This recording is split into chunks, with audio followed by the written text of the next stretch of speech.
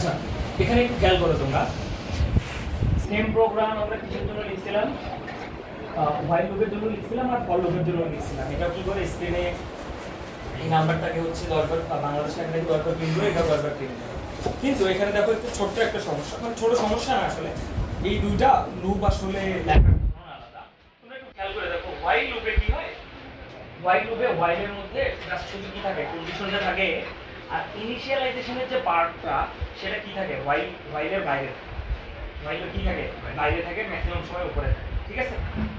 আর for লুপে কি হয়, ওই ইনিশিয়ালাইজেশনের বিষয়টা কই আছে, ভিতরেই আছে, ফর লুপের ভিতরেই আছে। আর এখানেও একটা মজার জিনিস আছে, এই ইনিশিয়ালাইজেশনের যে বিষয়টা, এটা শুধু প্রথমবারই কাজ করে।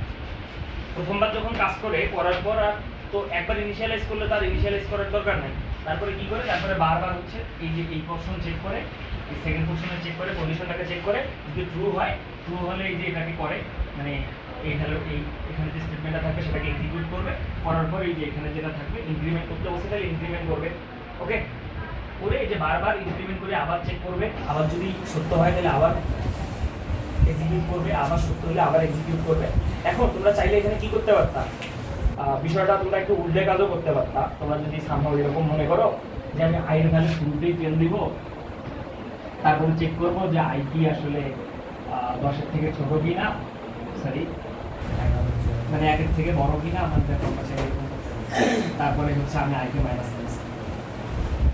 কিভাবে তোমরা ডিক্রিমেন্ট অপারেটর ব্যবহার করে কিন্তু কাজটা করতে পারো। তো দেখো শুরুতেই দেখবে আইয়ের ভ্যালু 10, 10 কি 1-এর থেকে গ্রেটার দেন অর ইকুয়াল হবে তখন না, 10 কি 1-এর থেকে বড়, 1-এর থেকে বড়, তাহলে 1-এর থেকে বড়, ঠিক আছে। তাহলে এটাকে এক্সিকিউট করো, তারপর আবার মান কত কমে দাও, 1 কমে দাও, এভাবে তাহলে 9 হবে। তাহলে 9 হলে আবার এক্সিকিউট করে আবার পরের বার কত হবে, 8 হবে। হইতে হইতে একটা পর্যায়ে এসে 1 হলেই এক্সিকিউট করার পর যখন আরেকবার কি হয়ে যাবে, 1 যদি আবার কমে যায় তাহলে তো 0 হবে। 0 হলে তখন আর কি করবেন, এক্সিকিউট করবেন, বুঝছো?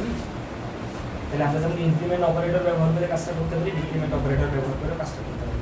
তোমাদের একটু সৃজনশীল হওয়া লাগবে আসলে এই ক্লাসগুলো করতে গেলে। জাস্ট এই জিনিসগুলো কেমনে কাজ করে এটা বুঝলে তুমি নিজের মতো করে অনেক কিছু করতে পারবে। ধন্যবাদ।